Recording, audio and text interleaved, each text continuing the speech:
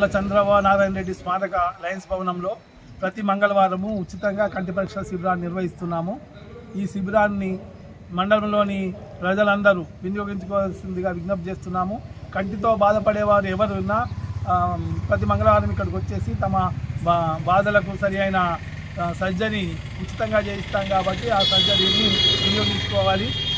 మండలంలోని ప్రతి కంటి బాధతో బాధపడేవారు ఎవరు ఉండకూడదనే లక్ష్యంతో ఈ లయన్స్ భవన్ను నిర్మించడం జరిగింది. దీని సార్థకతను కొనసాగించడానికి సంసిద్ధంగా ఉన్నాము.